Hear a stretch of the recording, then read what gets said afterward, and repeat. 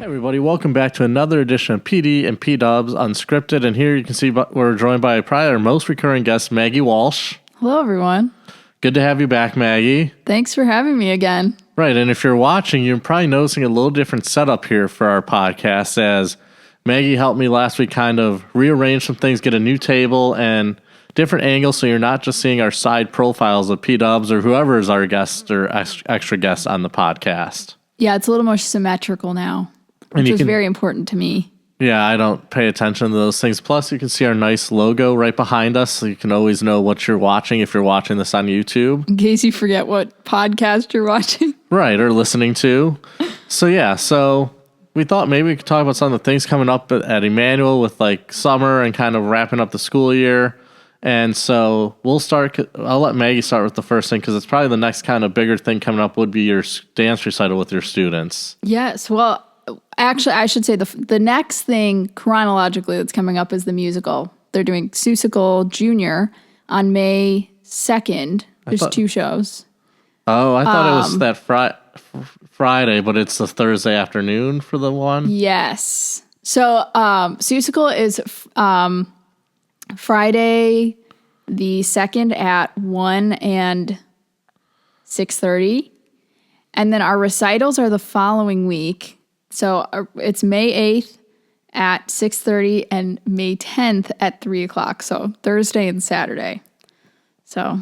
Okay, I guess I thought it was May 8th and May 1st and May 3rd for your dance recital. Oh, no. I need that extra week. Oh, okay. Shows what I know. So we got the Seussical musical, Seussical Junior, which I know Jenny Lobbs and Gwen Schilf have been working a lot with our students on that, and it's going to be a great musical and that's all ages from the school, or just? It is 3rd through 8th grade. So 3rd through 5th graders are going to be kind of the chorus on the sides of the stage, and then the cast ranges from 3rd grade through 8th grade. Okay. So that'll be a great time to come out and support our musical department there, and I know it's going to be an excellent evening that night. Yeah, and both events, that and the dance trail, they're free. You don't need to buy tickets. So even better. So what a great way to spend some time in supporting our school and different activities. Yeah. So our dance recital the following week, we have, I think, 17 routines now. So 7 of them are group dances. And then the rest of them are solos, duets, and trios. Some of them, the dancers choreograph themselves, which is really cool. So they do a whole they do jazz dances, they do lyrical dances, all kinds of different stuff. And then they do a finale at the end where they all join together. And how does that compare to like previous years? Is that a lot more dance numbers or about the same? It's about the same. I think it's been growing slowly each year. I think last year we had 18. But last year there were more solos, and I think we only had 1 or 2 duets. This year we have a trio for, I think, the first time. Or no, we've had trios before, but it's been a while. We have more duets this year. So a lot of those kids who did solos last year are now doing those. So it's cool that we still have 17. It's still and they put it all together. I mean, this year we started at the beginning of February, and our show is the, first week of May, essentially. So it's amazing that they put it together in about 3 months, and, they don't practice over spring break. So it's even less. I kind of broke it down the other day, and I figured out that they essentially have, because each group learns 3 routines, they essentially learn a routine in 3 hours, excluding all the warm-up time and freeze dance at the end of class. They pretty much learn each dance in 3 hours, which is pretty amazing when you consider some of them are 6, 7 years old. Right, because, that's pretty impressive. And like I was going to say, what is the age range from, like, what grade to the highest, with the lowest grade to the highest grade? So this year we have 1st grade through 8th grade, and it is open to kindergartners each year. This year we don't have any kindergartners who signed up, so this year it's 1st through 8th. We have 6 first graders, 3 second graders, 6 third graders, lots of 4th graders, and 3 5th graders, 2 6th graders, 1 7th grader, 1 8th grader. So okay. And how many are any of these new students compared to previous years? Yes. So some of them are new to the school. A lot of our several of our first graders are new this year. A lot of them are trying dance for the first time too, which is really awesome. It's cool to see them start out and they don't really know what they're getting into. And by the end of the year, they have a solo choreographed and they're ready to perform. Yeah, I couldn't figure that one out. The creativity of figuring out dance moves, no thanks. It's a lot of, for the younger kids, it's more about taking steps that they have learned in class and kind of just putting them together. There's not a whole lot of, artistry involved. It's more just, here's some steps. The most important thing at that age is just getting the courage to go out there and dance in front of all those people. Yeah. I don't think I'd want to do that as a first grader. Yeah, I don't think I would have either, but it's, and originally when we started it, the solos, duets, and trios, I think I only had it open to like 4th through 8th graders, but there were so many younger ones who really wanted to do it. So I let them do it and they have really taken it and run with it. So that's awesome. So that'll be a great evening with May 8th. You know, you got your dance recital at 6:30 and then again on Saturday, May 10th at 3 p.m. Yep.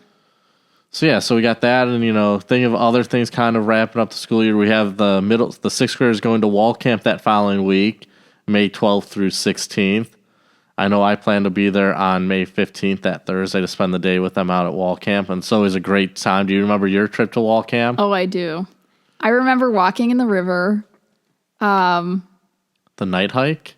Yes, I remember that. I remember somebody coming back from the night hike and wearing a bobcat sweatshirt, and she had so many little burrs on her sweatshirt that you couldn't even see the design on it. That's what I remember from the night hike. Those things are the worst, those burrs.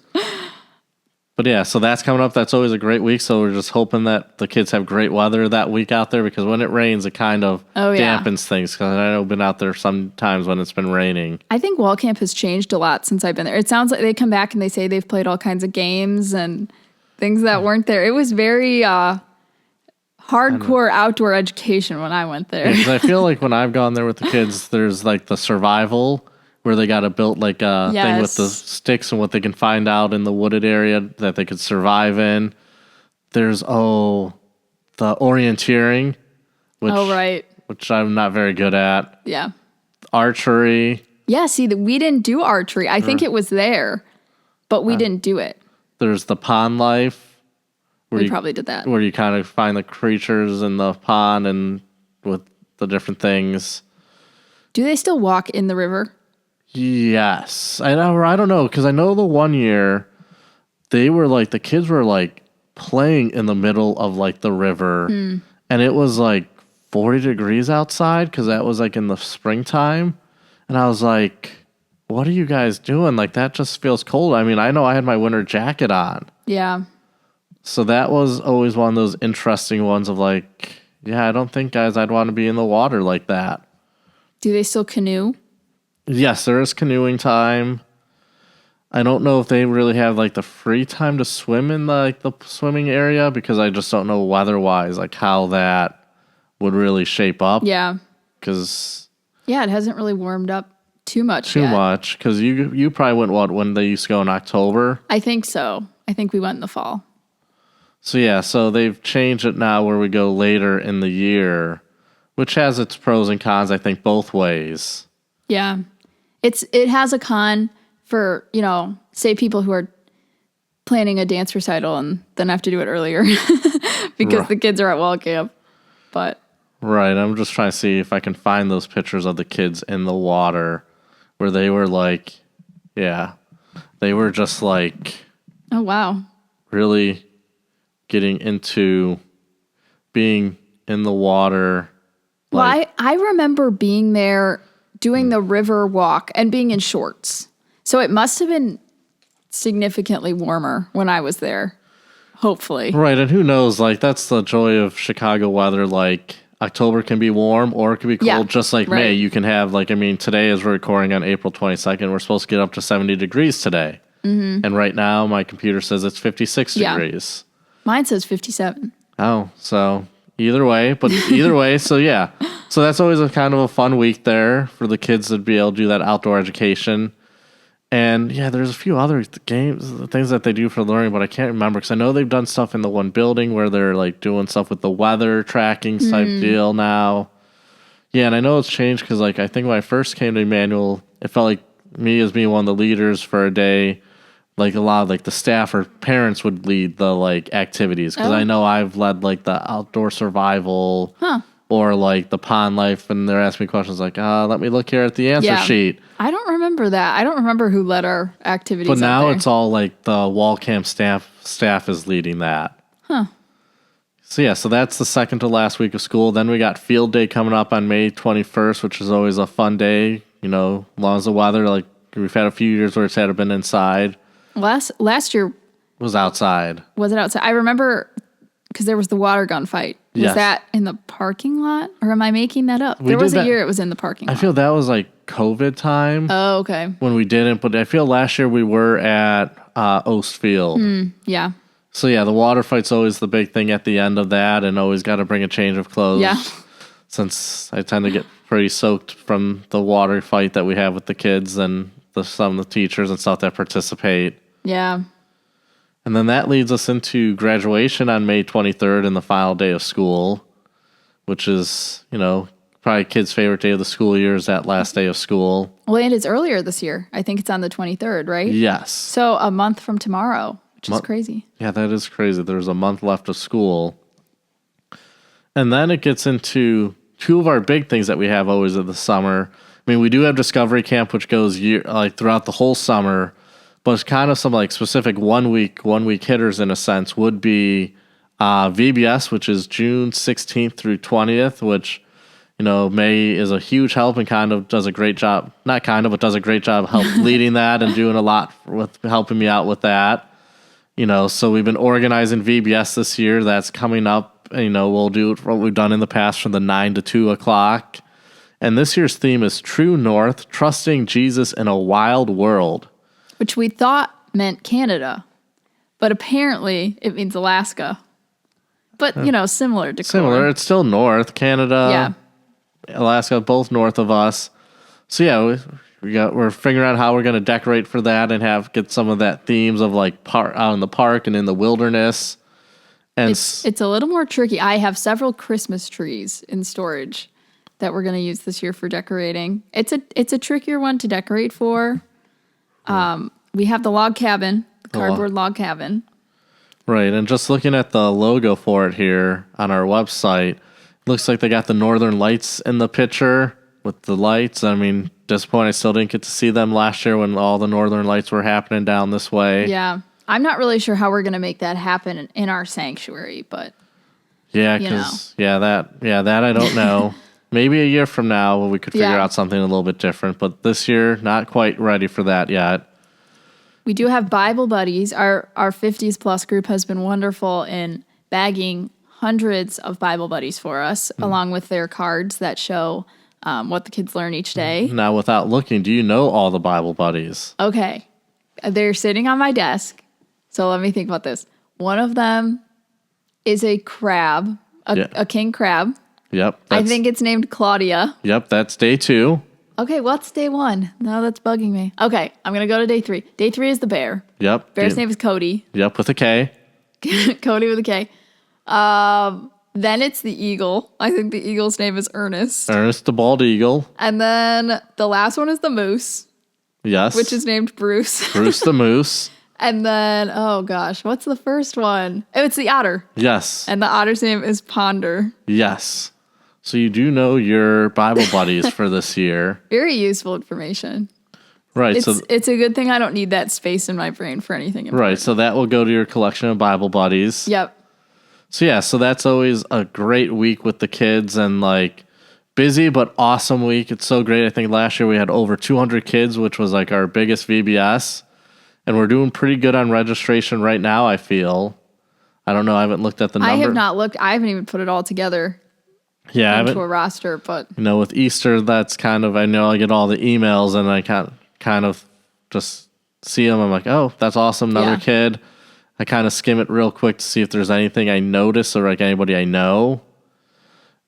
end. So I'm just trying to see if I can pull it up real quick how many. But the other thing is I'm looking through our like registration forms.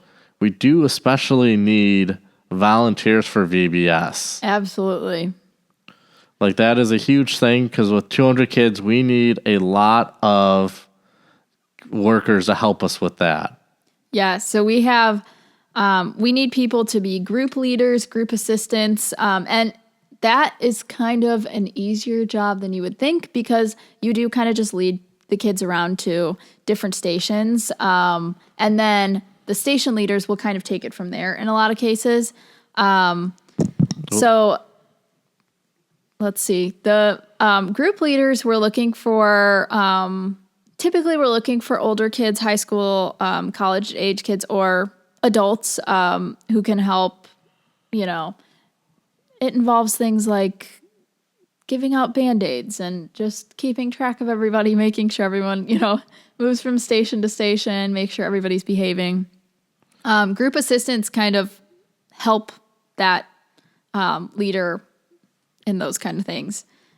We also need station leaders. We need people to help lead service projects and activities for our 4th and 5th graders because they kind of have a different camp structure. So they will do things like making tie blankets. That's something we did last year, making tie blankets, and then we brought them over to Journeys.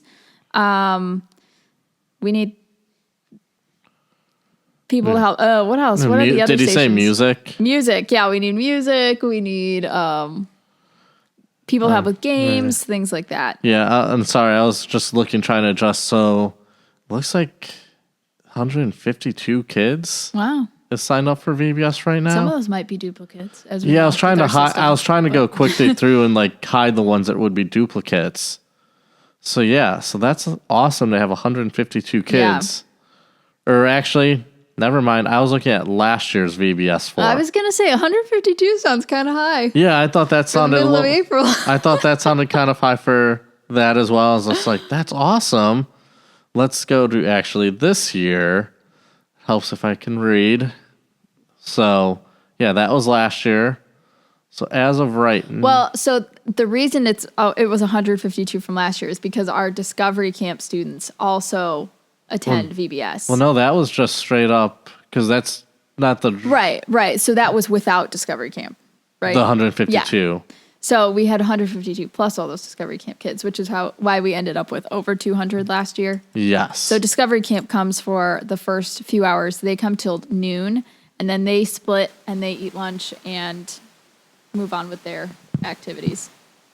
Yeah, I don't know why it's. There we go. There's a little bit of static. It sounded like there for a second. So yeah, I was just trying to figure out that. But yeah, so I'm just kind of looking right now what we have for this year, trying to eliminate some of the ones that are duplicate registrations real quick. So about 50 kids, a little over 50, 55 kids, 54 kids signed up. So that's pretty good. Yeah. Still plenty of time to sign up for VBS. Yes, definitely. And we will get many more registrations, I'm sure, in the coming months. So that's why we are definitely in need of volunteers. So if you feel led to volunteer, even just for part of the week, you don't have to do the whole week necessarily. Obviously, that's super helpful for us if you can, but if you could just do part of the week. Right. Yeah, and even if like you can only do part of a day, like let's say you can be there every day but only there till noon, that's awesome too. We'll take whatever help we can get for whatever time you can give.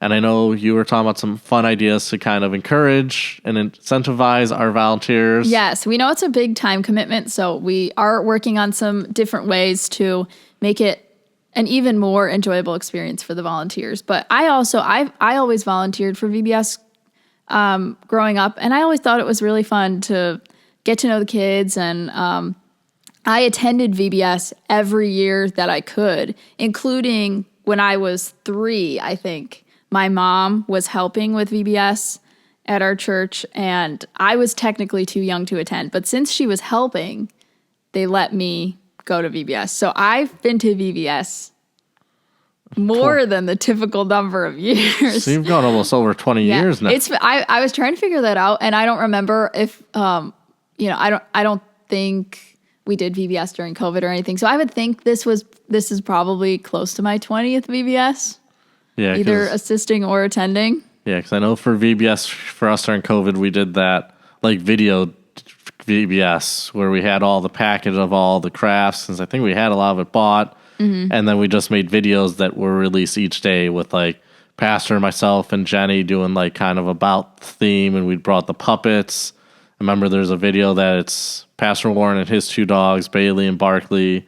Jenny had her son's dog, Ari, and I had Madison. We did a video out in the courtyard with all the dogs. Which is a really fun way to do it, given the circumstances. Yeah, that was the best that we could do. And, I remember even, I think it was like in the next year or so after that, there was somebody that found like those videos on YouTube, and they're like, hey, we live down the street. Do you have any more of the crafts left? Aww. And I was like, yeah. And then when I was kind of emailing with them, they're like, actually, you're not the church down the street. We're in Oklahoma. And I was just like, yeah, and I can't. And I want to say interesting. I want to say it was maybe Broken Arrow, Oklahoma, which is a suburb of Tulsa. And so, I ended up mailing that family the crafts. So I was like, what a cool thing, reaching out to another whole state. And yeah. I was kind of trying to connect a little bit with them since I did my vicarage, my internship in Oklahoma. So I'm like, okay, I know kind of the general area you're talking about. Well, and you did those little trading card kind of things. Yeah, the trading cards with the puppets and the dog. Yeah. All the puppets had one, then the four dogs all had one, because I still have Madison, my dogs, up in my office on my bulletin board. So, yeah, that was a really fun way to kind of try to do it. And then after VBS, we get into Shining Stars, which I should say that the registration for VBS is up and running on the website. Yes. And Shining Stars is going to be ready very, very soon. Right, and that was our softball baseball camp that Pastor Warren started in 2015. And it's just a great week, from 9 to noon every day, free, that we get to teach kids how to play baseball and softball. And also, I get to do devotions and connect baseball to God and faith and life lessons like that. Yeah, I stopped by Shining Stars for the first time, I think, last year, just to kind of check it out. And it just looked like so much fun. Everybody was having lots of fun, and it was such a nice way to bring the kids of the community together. And it's free, which is amazing. Right, and they get a free shirt. We've given out baseball cards in the past. Last year, we gave out the baseball that had the school logo and the Shining Stars logo. But yeah, it is a lot of fun. Like, I miss playing baseball, so this is a little bit of a way that I get to play some baseball a little bit. And, not that I get to hit much, but I do get to kind of play catch, which, I don't know, if there's something about playing catch. It's nice and relaxing and something fun to do.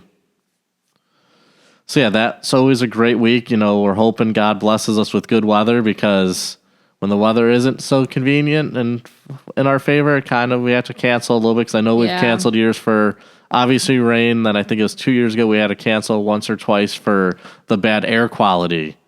Oh, when we had the air quality issue from the fires in Canada a few years ago. I want to say it was the last 2 days were canceled or something like that. That was a couple years ago, yeah. So, yeah, we've done different things with that. And then that usually leads in, and I'm not sure, and you probably know better than I do, the 4th of July, the hometown parade. Yeah. Is that June 28th or is it July 5th? It is July 5th this year. So we will once again be marching in the parade. I'm assuming we haven't gotten this far yet with the recital coming up, but I'm assuming I will have my dancers dancing again with our Immanuel float, which isn't really a float. It's a minivan. Right. But we will be in need of volunteers to hand out candy and just walk with us and help promote our church and school. And throw out whatever other swag we have besides, like the beach balls are always a big hit. Yeah, last year we did Frisbees. We did beach balls a couple years ago. The problem with those is if you want them inflated, they're not going to fit in the vehicle. Right. The Frisbees were nice, but I don't know that I want to do Frisbees 2 years in a row. Right. Did we do stress balls for that, or is that something else when we gave out the stress ball? I think that might have been something else, but that's an option for this year. You never know. Right. So we got that, and then I'm excited because we have our National Youth Gathering coming up. It's July 19th through 23rd, but our flight to New Orleans is July 18th, and we'll fly back on July 24th. It's awesome. We have 15 kids going to the National Youth Gathering this summer, which is great because last time we had 8 kids going to the NYG. So awesome that we nearly doubled that. And it's always a great week where the kids get to learn and grow in faith. And like, I think it's one of those huge things where the kids get to see, hey, that they're not alone when there's 20,000, 25,000 other high school kids from around the country that are there sharing about their faith. What kind of things? I know last time I think I saw some pictures of them doing service projects. So yeah, What kind of things do they do? Yeah, so kind of simple. So we'll start with the service project. So that is something you get assigned, and I signed us up to try to do an offsite service event. We did not get selected for that this year, so I'm a little disappointed on that. I get it. There's a lot of churches signing up for this. So we're on a wait list. That could change because I know in 2010, the first National Youth Gathering went on with my church in Oklahoma. I know like our service project there was going to the lower Ninth Ward, which was one of the hardest hit areas of New Orleans. And we were cutting down tall grass that hadn't been cut since Katrina hit in 2005.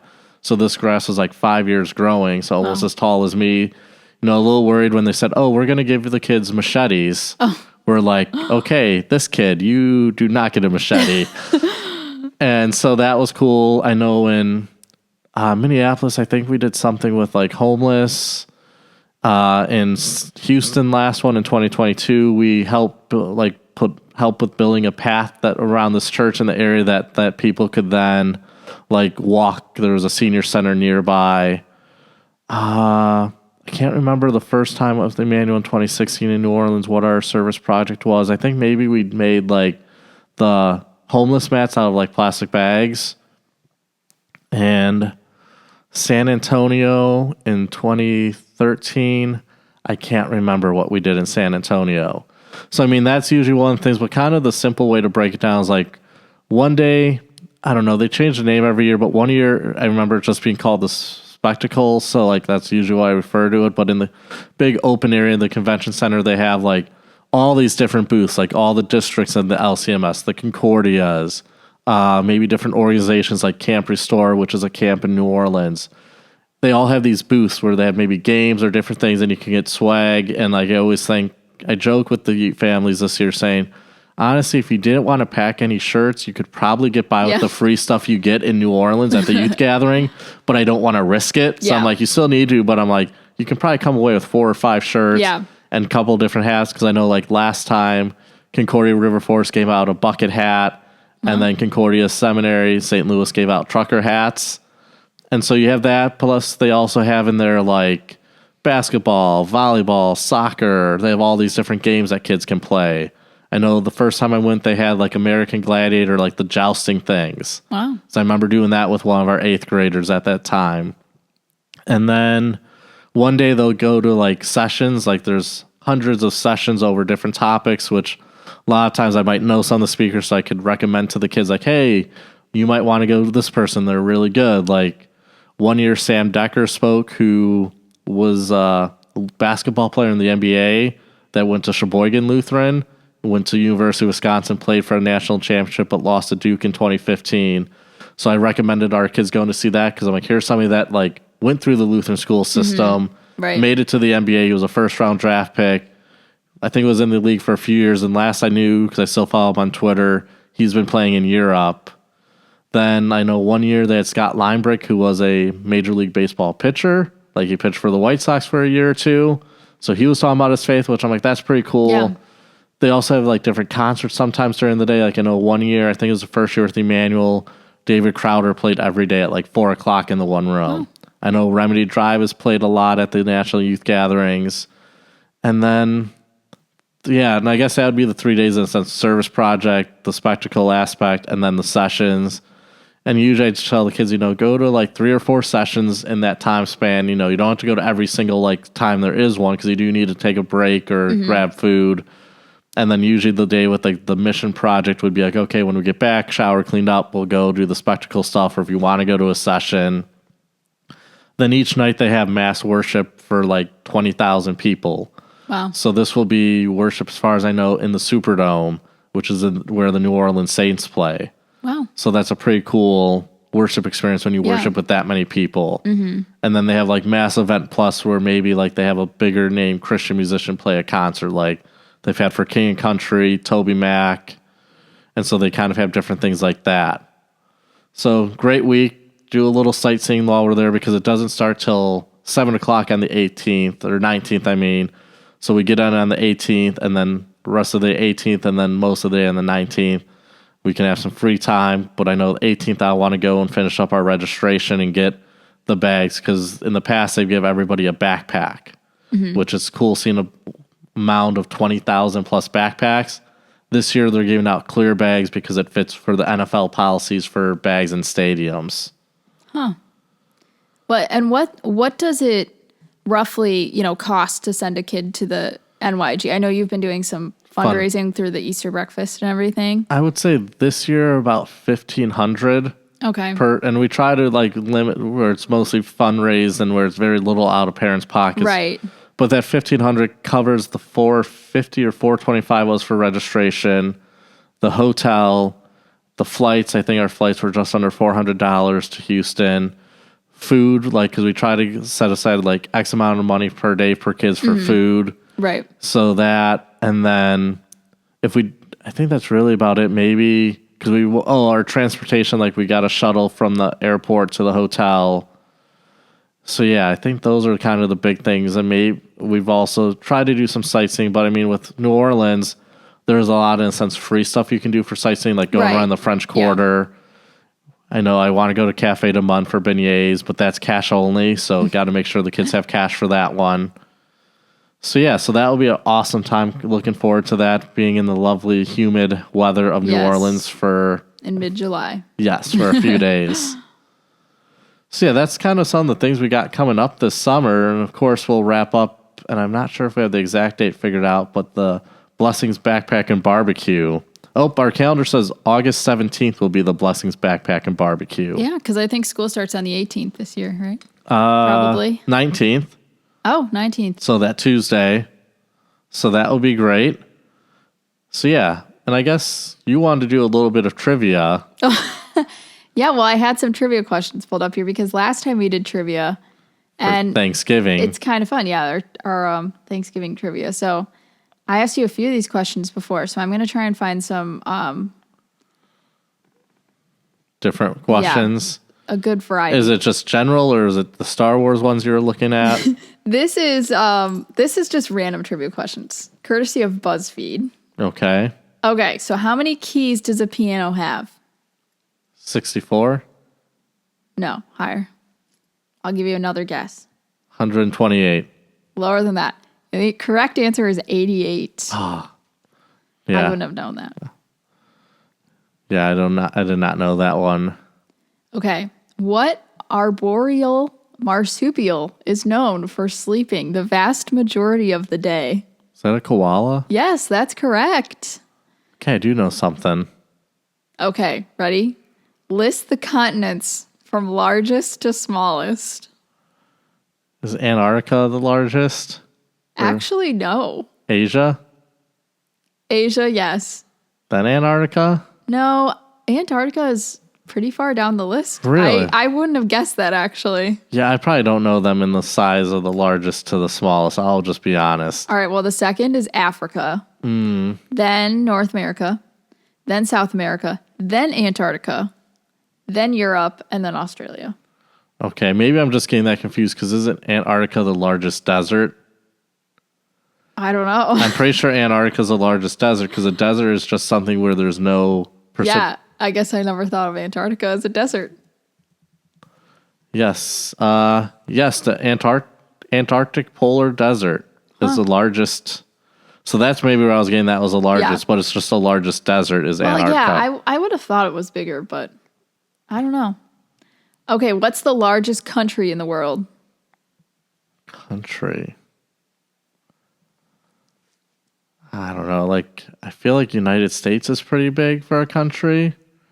I would have thought, well, I think China must be the second one, but the largest country is Russia. Oh, okay. I can see that. Let's see. Okay, who was the first person to walk on the moon? Can't get this one wrong. Oh, it's not Neil Armstrong. You know it is Neil Armstrong. I thought there was somebody else that walked before him. According to BuzzFeed, it is Neil Armstrong. Because maybe I was thinking Buzz Aldrin, but they were on the same shuttle up there, right? Buzz Aldrin and Neil Armstrong? Yes. My sister would be mad at me. She loves all the space stuff. There was Buzz Aldrin, and then there was some other guy. I don't know the other guy. I don't know who it is. Okay. Here's a Disney question. What kinds of fish are Marlin and Dory from Finding Nemo? Marlin is a clownfish, and Dory is a blue tang. Yes, that's correct. And I probably just know that because my brother has both of those in his saltwater fish tank. Oh, that's pretty cool. Pretty sure he has a blue tang. I know he has had clownfish. All right, what are the two outermost colors on the upper and lower ends of a rainbow? Is it red? And yes. Blue? No. Violet? Yes, violet. Okay, Roy G. Biv. That's what I was trying to think of. All right, this is an easy question. Who is Luke Skywalker's father? Anakin. We should probably put a spoiler alert. Anakin Skywalker. Well, yes. Also known as Darth Vader. If that was a spoiler for anybody, I mean, come on. That's like So Star we'll do Wars 2 more questions. All right. I have to pick some good ones. Yeah, I don't think it's a spoiler for the Star Wars one, seeing how that movie is over 40 years old now. Is it really? I guess it is. Yeah. I just watched it for the first time this past summer. A New Hope came out in 1977. Wow. And 1980 for Empire Strikes Back, so that would be 45 years ago. Wow, that's crazy. And then Return of the Jedi, I believe, was 1983. Huh. So, I'm more of a sequel person. Yeah, I don't know if you want people to know that you think the sequels are better. Well, technically prequels. Or are you saying the sequels with Rey? The sequels with Rey. Okay, yeah, I don't think people are gonna like that answer. Yeah. Okay. How many toes do cats have on their back paws? I'm just gonna go 7. Okay, one foot. 4. 7 toes? I was just trying to think of a rant, like... The answer is 4. I thought, wait, 7. Are you talking about 2 feet? So one of us 3, one of us 4? I don't know. I wasn't thinking about the even number. I just was thinking it was probably more than what I thought it would be. That would be a lot of toes. All right, I'm going to find one more. This one's actually interesting. What is the singular of spaghetti? So I guess it's one spaghetti noodle is what's the name for that? I have no clue. All right, the answer is spaghetto. Spaghetto. I've never heard of that. I've never. But, like, why would you talk about spaghetti in a singular? Like, would you like a spaghetto, meaning one spaghetti noodle? Yeah, I don't know. So, yeah, that was some tough trivia, some easy trivia. You learn something new every day, I suppose. And, we learned something. So thank you guys for listening to this, and thank you and God's blessings.